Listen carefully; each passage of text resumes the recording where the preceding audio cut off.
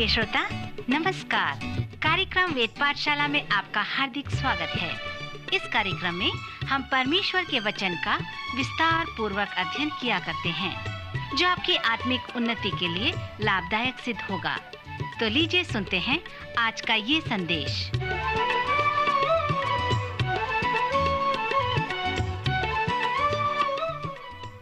नमस्कार श्रोता मित्र, वेद पाठशाला की अगली कक्षा में आपका स्वागत है।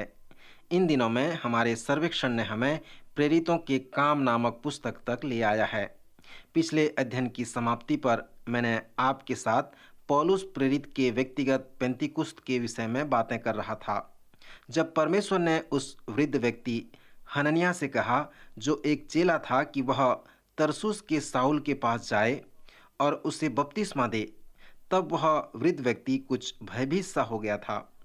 परंतु हम पढ़ते हैं कि प्रभु ने उससे कहा, जा, क्योंकि यह तो अन्य जातियों और राजाओं और इस्राएलियों के सामने मेरा नाम प्रकट करने के लिए मेरा चुना हुआ पात्र है, और मैं उसे बताऊंगा कि मेरे नाम के लिए उसे कैसा कैसा दुख उठाना पड़ेगा।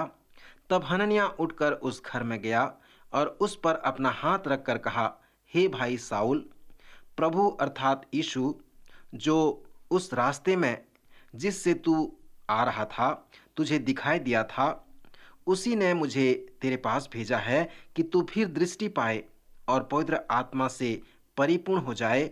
और तुरंत उसी की आंख से छिलके गिरे और वह देखने लगा, और उठकर बपतिस्मा लिया और फिर भोजन करके बल प्राप्त किया। और शाऊल कई दिन उन चेलों के साथ रहा जो दमिश्क में थे। मित्र, हमारे पिछले चरण में हमने शाऊल के मन परिवर्तन पर ध्यान किया था और देखा था कि वह किस प्रकार एक महान पौलुस प्रेरित बना। कुछ लोग विश्वास करते हैं कि यह पुस्तक प्रेरितों के कार्य नाम से जाना जाता है, क्योंकि संभवतः इस पुस्तक का आधा भाग हमें पतरस के कार्य के विषय में बताया गया है और आधा भाग पौलुस के कार्य के विषय में बताता है। पौलुस प्रेरित नए नियम की कलीसिया का एक महान अगुवा है। उसने नए नियम के आधे भाग को लिखा है। बिना किसी संदेह के कलीसियाई इतिहास में वह एक महान सुसमाचार प्रचारक था। पिछले चरण में हम उसके मन परिवर्तन से संबंधित इस पुस्तक के 9वें अध्याय के आधे भाग पर ध्यान किए थे।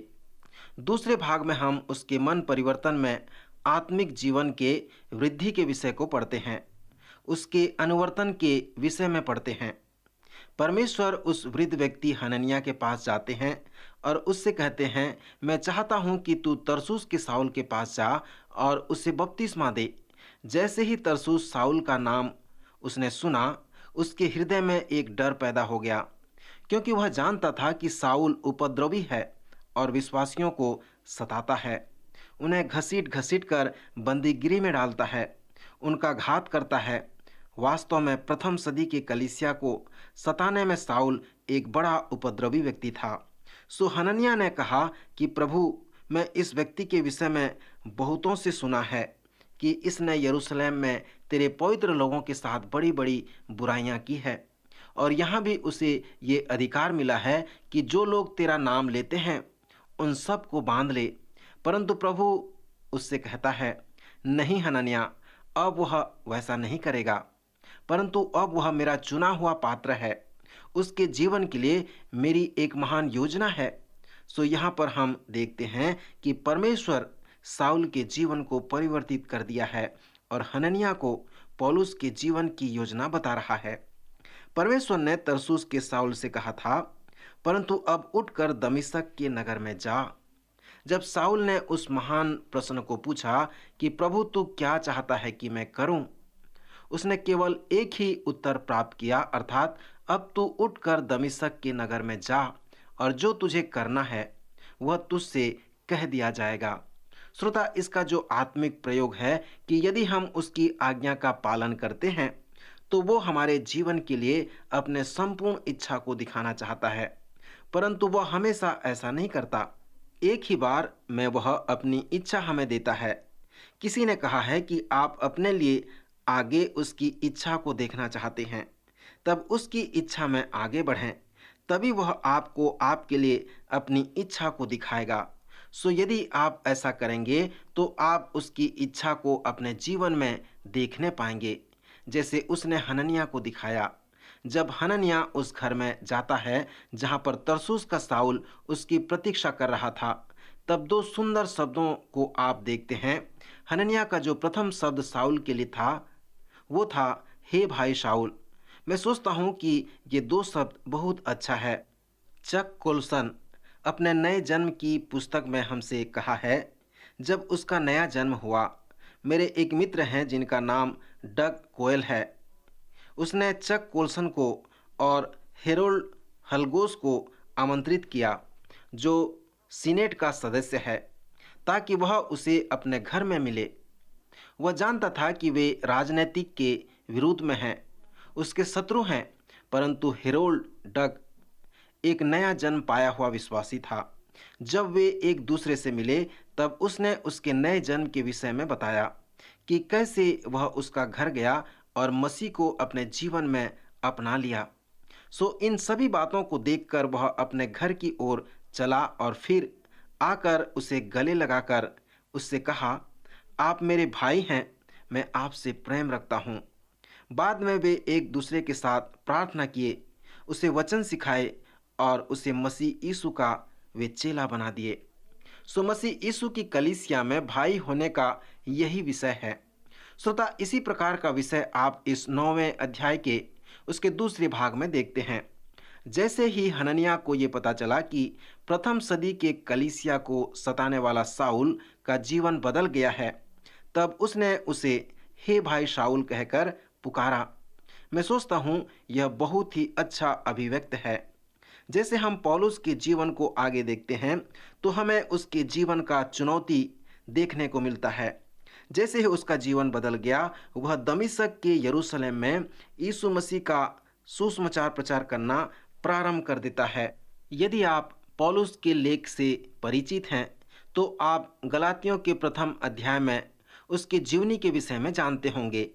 गलातियों के प्रथम अध्याय में वह हमसे कहता है कि वह न मनुष्यों की ओर से न मनुष्यों के द्वारा वरन यीशु मसीह के द्वारा प्रेरित है। उसने हमसे कहा है कि अपने जीवन परिवर्तन के बाद उसका संपर्क शरीर व लहू से नहीं है। वह पतरस, याकूब व यूहन्ना के साथ यरूशलेम में जाकर उन सारी बातों को नहीं देखता था, परंतु उसने अरब के जंगल में गया और वहां पर पुनर्जीवित यीशु से मिला। उसने यीशु से दमिश्क के मार्ग में मिला और उसकी आज्ञा पाकर वह अरब के जंगल में यीशु से मिलता है। कुछ विद्वान उसे 3 वर्ष, कुछ विद्वान उसे 4 वर्ष और कुछ लोग उसे 14 वर्ष का समय बताते हैं, परंतु पौलुस कहता है कि उसने उस अरब के जंगल में मसीह के साथ भेंट की। जिस प्रकार यीशु ने अपने 12 चेलों को शिष्य बनाया, उसी प्रकार उसने पौलुस को भी अपना शिष्य बनाया। सो यही है पौलुस प्रेरित का वो महान दावा। गलातियों की पत्री के प्रथम अध्याय में उसने उस अरब के जंगल का अनुभव बताने के बाद हमसे कहा है, जो बातें मैं तुम्हें लिखता हूँ, देखो, परमेश्वर को उपस्थित जानकर कहता हूँ कि वे झूठी नहीं। अर्थात वो कहता है कि मैं तुम्हें झूठ नहीं बोलता। यीशु ने भी अपने विषय में बहुत कुछ दावे के साथ कहा कि मैं कौन हूँ। C.S. लुइस इस प्रकार का चुनाव करते हैं कि आप यीशु को या तो झूठा या धोखेबाज या पागल कह सकते हैं, या फिर उस सत्य पर प्रतीति करके उसे प्रभु या उद्धारकर्ता या परमेश्वर का पुत्र कह सकते हैं। इमानुएल कह सकते हैं, अर्थात परमेश्वर हमारे साथ। सो इसलिए आपको चाहिए कि आप उसके सामने झुक जाएं और उसकी उपासना करें। सो तरसुस के साउल ने ऐसा ही किया। उसने गलतियों के प्रथम अध्याय में कहा है, या तो मैं झूठा हूँ या फिर मैं नए नियम में मैं एक महान आश्चर्य कर्म हूँ। सो यह महत्वपूर्ण है कि आप निर्णय करें कि पौलुस झूठा है या जिसने आधे नए नियम को लिखा है एक आश्चर्य कर्म है, क्योंकि हम उससे द्वारा लिखे गए नए नियम के आधे भागों को सर्वेक्षण करने जा रहे हैं। सो आपको इसका निर्णय करना होगा। अरब के जंगल में उसके अनेक अनुभव हैं, उसके जीवन परिवर्तन का अनुभव है, उसकी शिक्षा, उसके लेख का अनुभव है, उसके पास स्वर्गीय अनुभव भी है। दूसरा कुरिन्थियों उसके 12वें अध्याय में उसने कहा है कि वह तीसरे स्वर्ग तक उठा लिया गया। यह उस समय हुआ जब लुस्त्रा में उसे पथरवा किया गया और मरा हुआ जानकर उसे फेंक दिया गया। श्रोता, जैसे आप पौलुस के जीवन के अनुभवों का अध्ययन करते हैं, इस बात पर स्मरण रखें कि उसकी जीवन परिवर्तन के जीवनी और साथ ही साथ अरब में जंगल में उसके जीवन के अनुभव पर आप अध्ययन करें। प्रेरितों के काम के 9वें अध्याय 26 पद में आप उस वचन को पढ़ते हैं जहां पर लिखा है, यरूशलेम में पहुंचकर उसने चेलों के साथ मिल जाने का उपाय किया, परंतु सब उससे डरते थे, क्योंकि उनको प्रतीति न होता था कि वह भी चेला है। परंतु बरनबास से उसे अपने साथ प्रेरित के लिए पास में ले जाकर कहा कि इसने किस रीति से मार्ग में प्रभु को देखा, और उसने इस बातों की ओर फिरकर दमिश्क में उसने कैसे हियाव से यीशु के नाम में प्रचार किया। यहाँ पर हम एक सुंदर स्वभाव को देखते हैं कि प्रेरितों के काम की सेवा पतरस व प्रेरित पौलुस के द्वारा आगे बढ़ती है। सो यहाँ हम बरनबास को देखते हैं, जो सुसमाचार प्रचार में पौलुस का प्रथम साथी बना। बरनबास नाम का अर्थ है सांत्वना का पुत्र। पौलुस के जीवन परिवर्तन और अरब के जंगल के अनुभव के पश्चात वह अपने नगर अर्थात तरसुस को जाता है। फिर अंताकिया में अनेक लोगों का जीवन परिवर्तित हो जाता है। बरनबास उन नए विश्वासियों को संभालता है, परंतु जब उन्हें वचन की शिक्षा देने की बात हुई, उसने पौलुस को अपने पास बुलाने का निर्णय किया और उसे बुलाकर शिक्षा देने की सेवकाई प्रारंभ की। सो बरनबास ही वो व्यक्ति है जो कलीसिया निर्माण करने में उसका एक बड़ा भाग था। जब आप पतरस की महान सेवकाई पर ध्यान करते हैं तो स्मरण रहे कि उसका भाई जो अंद्रियास था, यदि वह उसे यीशु के पास नहीं लाता तो पतरस एक महान प्रेरित नहीं बन पाता, एक महान सेवक नहीं ठहरता। यहाँ पर बात उसी प्रकार का है कि यदि बरनबास पौलुस को नहीं लाता तो पौलुस एक बड़ा सेवक नहीं बनता। सो जैसे मैंने कहा कि बरनबास नाम का अर्थ सांत्वना का पुत्र है, तो उसका नाम ही उसे सेवा के वरदान का वर्णन करता है, क्योंकि दूसरा तिमुथी के 4 अध्याय और 11वें पद में पौलुस लिखता है और वह तिमुथियुस से पूछता है कि वह उसके पास मिलने को आए, और वह लिखता है कि यूहन्ना मार्क को वह अपने साथ में लेकर आए, जो सेवा के लिए एक काम का व्यक्ति है। अब उस व्यक्ति के साथ ऐसा क्यों है जो प्रथम मिशनरी यात्रा में सताव को देखकर घर वापस चला गया था? वही व्यक्ति पौलुस के जीवन के अंतिम समय में सेवा के लिए एक उपयोगी व लाभप्रद व्यक्ति है। यह इसलिए क्योंकि वह पहले हमेशा बरनबास के साथ सेवा में बना रहा और वह पौलुस प्रेरित के साथ प्रथम मिशनरी यात्रा में भी बना रहा। सो इस जवान मनुष्य के अंतिम समय में वह एक उपयोगी सेवक बन जाता है। यह यूहन्ना मार्क वही व्यक्ति है जिसने दूसरे सुसमाचार अर्थात मरकुस रचित सुसमाचार को लिखा है।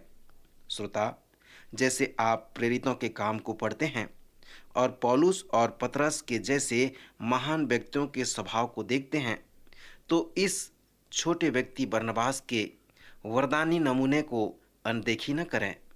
यद्यपि आपका वरदानी नमूना पतरस और पौलुस के जैसा नहीं है, परंतु बरनबास के जैसा हो सकता है।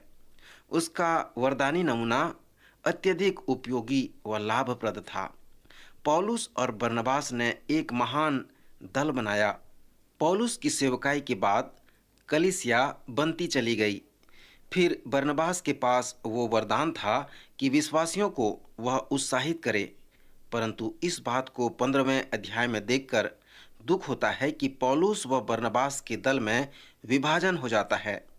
परंतु परमेश्वर का धन्यवाद हो कि बरनबास तब तक यूहन्ना मार्क को उत्साहित करता रहा जब तक उसे विश्वासी न बना लिया और एक उपयोगी व लाभप्रद सेवक न बना लिया। श्रोता, प्रेरितों के कार्य के सर्वेक्षण में जैसे हम आगे बढ़ते हैं तो हम प्रेरितों के कार्य के 16वें अध्याय में आते हैं, जिसे हम कलीसिया निर्माण में पिंतीकुस्त का नमूना भी कह सकते हैं। इस बात से कभी अनभिज्ञ न रहें। इस पुस्तक का प्रारंभ पिंतीकुस्त के साथ होता है और पिंतीकुस्त का अंत भी नहीं होता। एक पिंतीकुस्त के बाद दूसरा पिंतीकुस्त प्रारंभ होता है और पिंतीकुस्त का अंत कभी नहीं होता। फिर आप हमेशा इस बात को स्मरण रखें कि पिंतीकुस्त का जो उद्देश्य था वह उस महान आदेश को पूरा करना था। जब महान आदेश दिया गया, उसके पश्चात विश्वासियों को कहा गया कि पिता की प्रतीक्षा के लिए वे प्रतीक्षा करें। सो उन्होंने प्रतीक्षा की और जब तक पिता की प्रतिज्ञा उनके ऊपर न आया, वे परमेश्वर की प्रतीक्षा करते रहे। उस पिंतीकुस्त के दिन में वो पूरी होती है और परिणाम ये निकलता कि 3000 लोगों ने प्रभु यीशु मसीह पर विश्वास किया और प्रभु के चेले हो गए। फिर विश्वासियों की संख्या बढ़ती गई और कलीसिया के लोगों ने भी प्रचार करना प्रारंभ किया और इसे प्रभु द्वारा दिए गए उन महान आदेश को वे पूरा करते चले गए। ध्यान करें कि इस प्रेरितों के काम नामक पुस्तक में सुसमाचार को फैलाने में एक समय व परिस्थिति है। इसे हम पौलुस के जीवन परिवर्तन में देख सकते हैं। दमिश्क के मार्ग में पौलुस के पास एक व्यक्तिगत अनुभव है और साथ ही साथ अरब के जंगल में भी उसका व्यक्तिगत अनुभव है। इसी से ही कलीसिया को एक महान अगुवा मिला, जिसने प्रथम बार विभिन्न स्थानों में जाकर प्रथम मिशनरी यात्रा में महान कार्य किया, जिसे आप इस पुस्तक में पढ़ सकते हैं।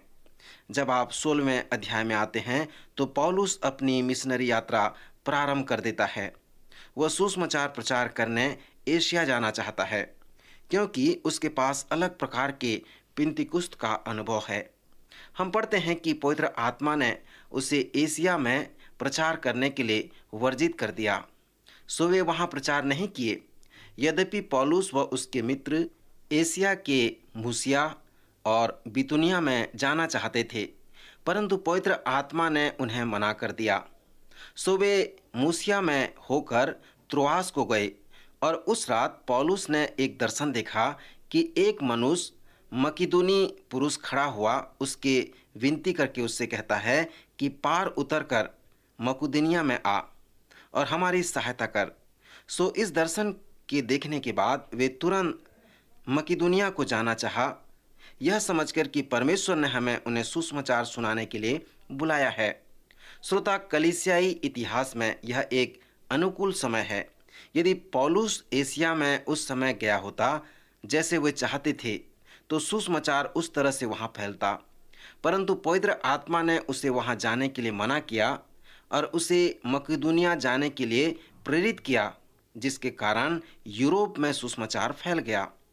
श्रोता, कलीसियाई इतिहास में यह एक महत्वपूर्ण समय था और वहाँ पर भी एक अलग प्रकार का पिंतीकुस्त था। यह पिंतीकुस्त का नमूना ऐसे ही आगे बढ़ता चला गया। हर एक बार सुसमाचार प्रचार करने में एक महत्वपूर्ण समय होता था। जब आप 19वें अध्याय को पढ़ते हैं तो वे अंत में एशिया को जाते हैं, वे इफिसुस में जाते हैं और वहाँ पर भी एक पिंतीकुस्त होता है। मकिदुनिया का दर्शन पाने के बाद और मकिदुनिया के उस पुरुष के बुलाने के बाद वह मकुदुनिया में जाता है और प्रथम नगर जहाँ वो जाता है वह फिलिप्पी शहर था। अब आप विचार करें कि जब पौलुस ने दर्शन देखा तो उस मकिदुनी पुरुष ने कहा, आ और हमारी सहायता कर। सो जब वह फिलिप्पी शहर में जाता है तो सैकड़ों लोगों को देखता है जो सुसमाचार सुनने के लिए प्रतीक्षा करते रहते हैं, परंतु पौलुस ने अपनी मिशनरी यात्रा में इस प्रकार के समुदायी लोगों को नहीं प्राप्त कर सका। अपने मिशनरी यात्रा में पौलुस हमेशा पहले आराधनालय में जाया करता था, परंतु फिलिप्पी नगर में कोई आराधनालय नहीं था। सो वे लोग जो परमेश्वर से डरते थे शहर के बाहर नदी के किनारे जाकर मिला करते थे। पौलुस ने कुछ विश्वासियों और स्त्रियों को नदी के किनारे प्रार्थना करते सभा में पाया। सो पौलुस उन यहूदी स्त्रियों के मध्य में सुसमाचार प्रचार करना प्रारंभ कर दिया। हम पढ़ते हैं कि वहाँ पर एक स्त्री थी जिसका नाम लुदिया था। वह बैंजनी कपड़े बेचने वाली थी, एक भक्त स्त्री थी। वह शायद राजकीय लोगों का वस्त्र बनाया करती थी। जब पौलुस ने प्रचार किया, तब उसने उसके वचन को सुना। यशाया के 53वें अध्याय में हम पढ़ते हैं, जहाँ यशाया ने प्रश्न पूछा है, जो समाचार हमें दिया गया उसका किसने विश्वास किया? यीशु ने भी कहा है कि जिनके सुनने के कान हो वह सुन ले। श्रोता, यह रोचक बात है कि जब सुसमाचार प्रचार किया जाता है तो कुछ लोग सुनते हैं, परंतु कुछ लोग नहीं सुनते हैं। यहाँ पर ये स्त्री लुदिया सुसमाचार को सुनती है। जब पौलुस प्रचार करता है तब वह उसे सुनती है और उस पर चित्त लगाती है। और हम ये भी पढ़ते हैं कि प्रभु ने उसके मन को खोला, तब वह पौलुस और उसके दल के लिए अपने घर को खोल देती है। श्रोता, यह बहुत सुंदर बात है, क्योंकि हम पढ़ते हैं कि जब पौलुस ने परमेश्वर के वचन को खोला, तब परमेश्वर ने उस स्त्री के हृदय को खोला और उस स्त्री ने अपने घर को खोल दिया। तब उस लुदिया का घर यूरोप में प्रथम चर्च बन गया। यदि आप आज यूरोप की यात्रा करते हैं तो आप अनेक प्रकार के महान मंदिरों को वहां देखने पाएंगे। एक दार्शनिक ने उन सभी मंदिरों को देखा और कहा, परमेश्वर मर गया है, और क्या ये सब मंदिर उसकी कब्रें नहीं हैं? उसके कहने का तात्पर्य यह था कि एक दिन परमेश्वर इन लोगों के लिए वास्तविक था, परंतु अब नहीं है, इसलिए उन्होंने ये सब मंदिर बनाया है। जब प्रथम सदी में कलीसिया बना, तब आपके पास इस प्रकार के बड़े चर्च भवन नहीं थे। उस समय तुम्हारे पास उस लुदिया के जैसे घर में आराधना होते थे। एक दिन जब हम स्वर्ग जाएंगे तो मैं विश्वास करता हूँ कि वो छोटी स्त्री लुदिया कहेगी कि यूरोप में अनेक बड़े बड़े मंदिर व चर्च भवन थे, परंतु मेरा घर उनमें से पहला चर्च था। कुछ लोग चर्च भवन को चर्च कहते हैं, यह तो ठीक है, परंतु चर्च वे विश्वासी लोग हैं और वह भवन जहाँ वे मिलते हैं वह केवल चर्च भवन है। फिलिप्पी में लुदिया के घर में चर्च की स्थापना हुई। फिलिप्पी के शहर में आप पौलुस के वो महान रोचक कथा को देखते हैं। यह एक लंबी कथा है, मुझे विश्वास है कि आप इससे परिचित होंगे। यह फिलिप्पी शहर की घटना है जहां पौलुस व सिलास को बंदी बना लिया जाता है। उन्हें बेंच से मारा जाता है, क्योंकि जब रोमी किसी को बंदी बनाते थे तो वे उसे प्रश्न पूछते थे कि बेंच से कैसे मारें। इसलिए पौलुस ने दूसरा कुरिन्थियों उसके 11वें अध्याय में कहा है कि मैंने 5 बार 39 कोड़े खाने, 3 बार मैंने बेंत खाई। ये ऐसे कोड़े थे जो मांस को उधेड़ देते थे। यहाँ पर हम देखते हैं कि पौलुस व सिलास बेंच से मारे गए और उन्हें बंदी गृह में डाला गया, परंतु परमेश्वर के एक दूत ने उन्हें आकर छुड़ाया और वे स्वतंत्र हो गए। और इस प्रकार हम देखते हैं कि वहाँ जो एक दरोगा रहता है वो अपने आप को मार डालना चाहता है, परंतु वे उससे वचन सुनाते हैं। वो वचन सुनकर विश्वास में आता है और उद्धार प्राप्त करता है, बपतिस्मा लेता है। श्रोता मित्र, परमेश्वर इस प्रकार मनुष्य के जीवन में कार्य करता है। वो इस प्रकार अपने कलीसिया को निर्माण करता है। अनेक लोग विश्वास करते हैं कि यह वो व्यक्ति है जिसने पौलुस ने मकदूनिया के दर्शन में मिला था। श्रोता मित्र, जैसे आप पौलुस और सिलास की इस घटना को जो फिलिप्पी में हुई पढ़ते हैं, तो इस पद को कभी न भूलें, प्रभु यीशु मसीह पर विश्वास कर तो तू और तेरा घराना उद्धार पाएगा। मुझे आशा है कि आपने ऐसा विश्वास किया है और ये निर्णय किया है कि यीशु उद्धार करता है, मसीहा है, प्रभुओं का प्रभु और राजाओं का राजा है। यदि नहीं तो आप क्या प्रतीक्षा कर रहे हैं? यदि आप उस अध्ययन से संबंधित कुछ मुफ्त में साहित्य पाना चाहते हैं तो हमें पत्र लिखें, हम आपको उपयोगी साहित्य भेजेंगे। प्रभु आज के वचन द्वारा आपको आशीष दे, आपकी सहायता करे।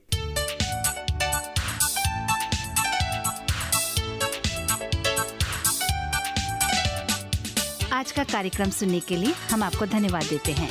श्रोताओ, आत्मिक विषय से संबंधित कोई सवाल आपके मन में है तो आप अपने सवालों का जवाब इस पते पर प्राप्त कर सकते हैं। हमारा पता है कार्यक्रम Ved Pathshala, radio Vishwavani, post box number 317 Lucknow 226001 Uttar Pradesh. पता एक बार फिर सुन लीजिए। कार्यक्रम Ved Pathshala, radio Vishwavani, post box number 317 Lucknow 226001 Uttar Pradesh. और हाँ श्रोता, आप हमसे ईमेल के द्वारा भी संपर्क कर सकते हैं। हमारी ईमेल आईडी है hindiembassy@radio.vv.org, hindiembassy@radio.vv.org। अब हमारे कार्यक्रम का समय यहीं पर समाप्त होता है। अगले कार्यक्रम में आपसे फिर भेंट होगी। तब तक के लिए हमें आज्ञा दीजिए। नमस्कार।